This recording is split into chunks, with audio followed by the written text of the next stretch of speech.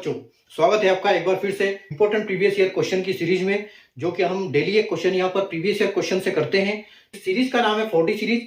40 यानी कि daily dot by Dhanpal देख लिया। और इसमें एक ऐसी सीरीज है जिसमें हम इंपॉर्टेंट क्वेश्चन डेली एक सोल्व करते हैं, और इंपॉर्टेंट क्वेश्चन यानी कि पीवाईक्यू प्रीवियस ईयर क्वेश्चन जो पहले एग्जाम में आया हुआ है और इसके कॉन्सेप्ट पे बार बार क्वेश्चन बनते हैं, इस टाइप के क्वेश्चन हम इस सीरीज में सोल्व करते हैं, वो भी लॉजिक, ट्रिक और कॉन्सेप्ट के साथ।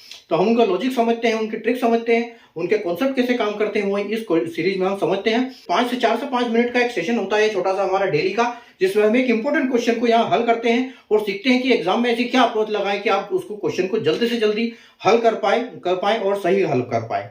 ठीक है, तो आज के क्वेश्चन की अगर हम बात करें तो देखो यहाँ पर ये क्वेश्चन जो है आरआरबी में एनटीपीसी के सीबीटी 1 में शिफ्ट 2 में 28 दिसंबर 2020 को यह क्वेश्चन पूछा गया था। ठीक है, तो सिंपल इंटरेस्ट का क्वेश्चन है। इस टाइप के क्वेश्चन आजकल एग्जाम में बहुत पूछे जाने, बिल्कुल ट्रेंड में है आजकल इस टाइप के क्वेश्चन। ठीक है, तो देखो क्वेश्चन क्या है कि a sum of money of ₹2600 was lent out, यानी कि 2600 रुपए अगर किसी ने उधार दिए दो पार्ट में। ठीक है, a sum of money of ₹2600 was lent out in 2 parts in such a way that simple interest on the first part, अगर पहले पार्ट पे उस 2600 का 2 पार्ट किया, दोनों को अलग अलग जगह साधारण ब्याज पे दोनों रुपए दिए, दोनों भाग, और जो पहला भाग है वो 10% प्रति वर्ष की दर से दिया है और 5 साल के लिए दिया है, और जितना उसका इंटरेस्ट यानी कि ब्याज आता है उस सेकंड पार्ट को भी ब्याज आता है, लेकिन जो सेकंड पार्ट है दूसरा पार्ट वो 9% प्रति वर्ष की दर पे 6 साल के लिए दिया है। तो इसलिए ये 5 साल के लिए दिया, एक 6 साल के लिए दिया। ठीक है, और दोनों का अलग अलग इसके ऊपर जो ब्याज है वो सेम आ रहा है, लेकिन इसका रेट ऑफ इंटरेस्ट और टाइम अलग अलग है। ठीक है, तो अगर हम बात करें कि उसमें कैसे ये दिया था कि अगर पहला हमारा पार्ट जो है वो क्या है, एक्स है, और दूसरा पार्ट y है, तो अगर x प्लस y हम करते हैं तो हमको मिलता है कितना, 2600 रुपए। ठीक है, तो हमसे ये पूछा गया है कि जो 2600 रुपए दिए, जो फर्स्ट पार्ट पे दिए, तो part lent out at 10% easier, तो जो 10% पे दिया यानी कि x जो है उन्होंने 10% पे दिया, ये हम मान के चलते हैं पहला पार्ट। ठीक है, और y जो है वो 9% की ब्याज पे दिया 6 साल के लिए। ठीक है, तो दोनों का जो योग है वो क्या है, 2600। अब पहला पार्ट क्या है, x की वैल्यू क्या आएगी, ये हमसे पूछा गया है। ठीक है, तो यहां पर आप देख सकते हो कैसे निकालेंगे हम इसको। ठीक है, कि जब भी हम इंटरेस्ट निकालते हैं तो इंटरेस्ट का फॉर्मूला क्या होता है अपना, P into R into T upon 100। ठीक है, तो यहां पर देखो हमसे इंटरेस्ट दोनों साइड सेम है, x का और y का इंटरेस्ट सेम है, तो हम क्या करेंगे, यहां पर देखो x का मल्टीप्लाई करेंगे किसमें, यहां पर दिया हुआ है 10% की दर से 5 साल के लिए। ठीक है, यानी कि 10 अपॉन 100 इंटू 5। ठीक है, अब जो इसका ब्याज आता है वो ब्याज किसके बराबर है, जो ये 9% पे 6 साल के लिए दिया, यानी कि y is equal y into 9 upon 100 into 6। ठीक है, अब यहां पर जो हमारा वैल्यू निकलेगा वो कैसे निकलेगा, जो ये हम इसको सोल्व करेंगे तो हमको उसका रेशियो मिलेगा, जो अमाउंट डिस्ट्रीब्यूट हुआ उसका रेशियो मिलेगा। ठीक है, तो हम उस कैसे निकालेंगे, देखो ये 100 से 100 पूरा कट जाएगा। ठीक है, 100 से 100 पूरा कट जाएगा। अगर हम इसका मल्टीप्लाई करेंगे तो ये देखो x इंटू 10 इंटू 50 यानी कि कितना हो जाएगा, x की वैल्यू x इंटू 50, और ये y इंटू कितना हो जाएगा, y इज इक्वल टू कितना हो जाएगा, 9 छंग 54 यानी 54। ठीक है, तो x इंटू y इंटू 54 हो जाएगा। अब हम इसका रेशियो में इसको कन्वर्ट करेंगे तो इसको हम क्या करेंगे, डिवाइड करेंगे। ठीक है, तो डिवाइड करेंगे तो देखो कैसी जो वैल्यू आएगी, x अपॉन y लिखेंगे।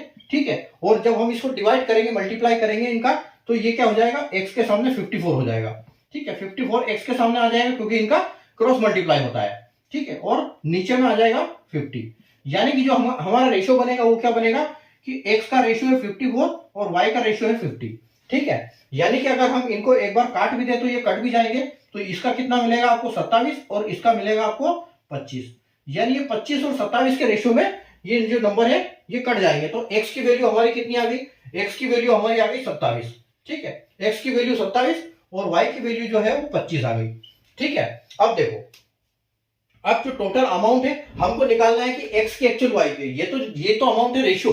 ठीक है, ये रेशियो है इसका, तो हम रेशियो के लिए इसका क्या करेंगे, x इज इक्वल टू क्या है, x का यानी कि 2600 टोटल अमाउंट है, 2600 अपन दोनों का ऐड करेंगे तो देखो कितना आएगा।